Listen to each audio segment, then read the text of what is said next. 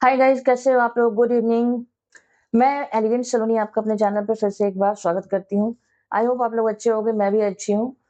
और हैप्पी सावन आप लोगों को, क्योंकि सावन शुरू हुआ है और फिर मैं आप लोगों से पहली बार मिली हूँ। 2 दिन पहले सावन इन किया है। गुरु पूर्णिमा की भी आप लोगों को ढेर सारी शुभकामनाएँ। बिलेटेड, क्योंकि गुरु पूर्णिमा के दिन मैंने कोई शॉर्ट्स नहीं डाला था। मैंने आप लोगों से कुछ बातें नहीं की थी, लेकिन सारे लोग गुरु पूर्णिमा विश किए जा रहे थे, तो मैं कर नहीं पाई, उसके लिए सॉरी। बट कैसे हो आप लोग? आई होप आप लोग अच्छे होंगे। आज मैं क्यों आई हूँ आप लोगों के सामने? जैसा कि आप लोगों को पता है कि मैं कुछ ना कुछ मुद्दा उठाती हूँ, तो इतने दिनों से मैं कहीं गुम थी। कुछ मुद्दा सामने आ नहीं रहा था जिसके रिगार्डिंग मैं वीडियो डालूँ, बट आज एक मुद्दा मेरे सामने आया है जिसके रिगार्डिंग मैं आप लोगों से कुछ बातें करूँगी। फिर से मैं कुछ क्वेश्चन्स आप लोगों के सामने छोड़ूँगी, जो कि क्वेश्चन मेरे नहीं है। ओवरऑल वो क्वेश्चन उस केस ने छोड़े हैं, उस केस के रिगार्डिंग वो क्वेश्चन्स हैं, जो कि वो मर्डर जो हुआ है, मर्डर मिस्ट्री जिसे कहेंगे। जी हाँ, जैसा कि आप सुन रहे हो, मैं एक मर्डर मिस्ट्री के बारे में आज बात करूँगी आप लोगों से। तो ये मर्डर मिस्ट्री किसकी है? एक टेनिस प्लेयर है गुरुग्राम की, राधिका यादव, है ना? अभी आई थिंक 10 जुलाई को उसकी मर्डर हुआ है।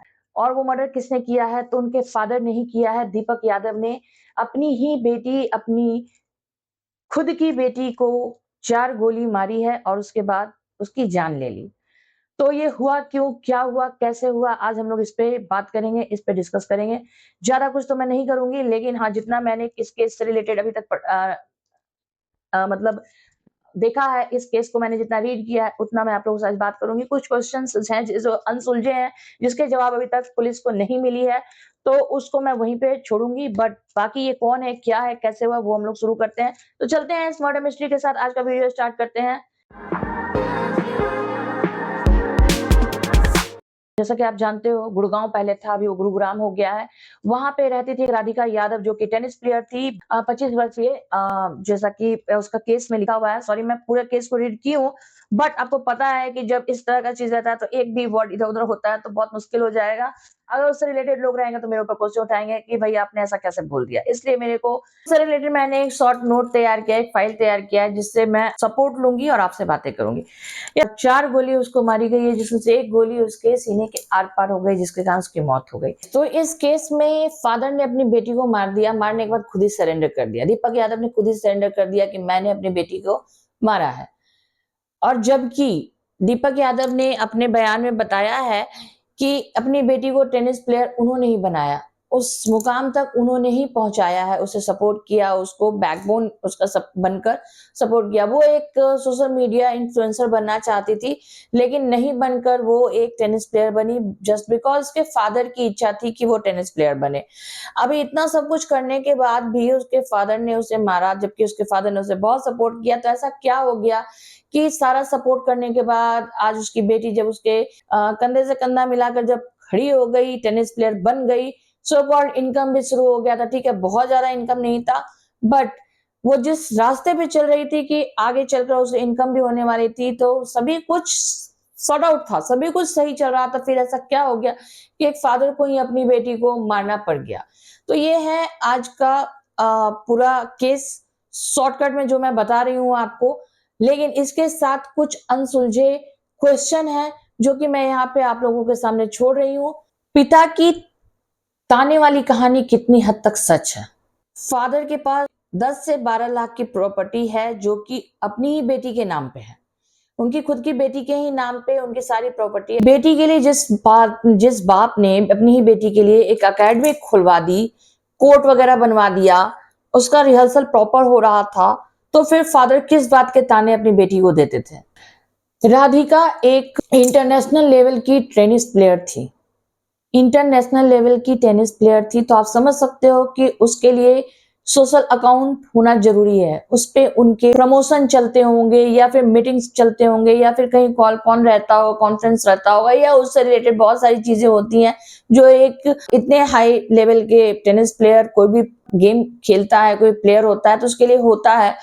तो उसके सारे अकाउंट डिलीट हैं। सोशल मीडिया पे उसका कोई अकाउंट नहीं है, या फिर उस अकाउंट को डिलीट किया गया। ड्यू टू कि पुलिस के सामने कुछ सच्चाई नहीं आ पाई, कुछ ऐसा था उस अकाउंट में जो कि पुलिस के सामने नहीं आने देना चाहते थे उसके फादर, या उन्होंने करवाया किसी से।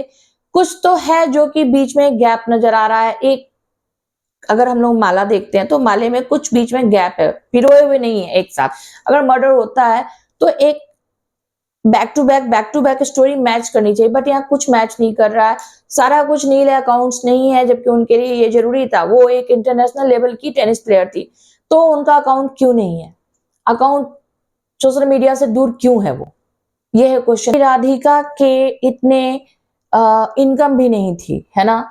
20 से 25 आई थिंक 20 से 22 बच्चे ट्रेनिंग ले रहे थे उसके एकेडमी में, और 2 से 3 हजार रुपए फीस लेती थी। इट मीन्स की 30 से 40 हजार रुपया 50,000 रुपए के लमसम उसकी इनकम थी। तो उस इनकम में ताने की क्या जरूरत थी? फादर का प्रॉपर्टी उसी का था, तो वो जो इनकम कर रही थी वो प्लस पॉइंट था। तो फिर इसमें ताना कहां से आता है? फादर ने अपनी बेटी को ताना क्यों दिया? क्यों दे रहे थे? ताना दे रहे थे या नहीं दे रहे थे, या फिर कुछ और है? क्योंकि इससे जुड़ा हुआ है क्वेश्चन कि राधिका को reels and music social influencer बनने का शौक आ गया था। वो कहां से आ गया था? कैसे आ गया था? वो तो टेनिस प्लेयर थी ना, फिर सोशल इन्फ्लुएंसर बनने का कीड़ा कैसे काटा उसे?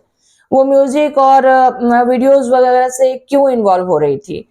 वहां पे उसके फादर को इशू था शायद, क्वेश्चन कि मे भी उसके फादर को वो पसंद नहीं था। वो चाहते थे कि वो टेनिस प्लेयर बने और ये सब चीजें जो हो रही है वो करे, और वो सोशल मीडिया से दूर रहे, जस्ट बिकॉज कि उसका जो मोह था, जो टेनिस के प्रति मोह था, वो भंग हो रहा था, ऐसा कह सकते हैं हम लोग।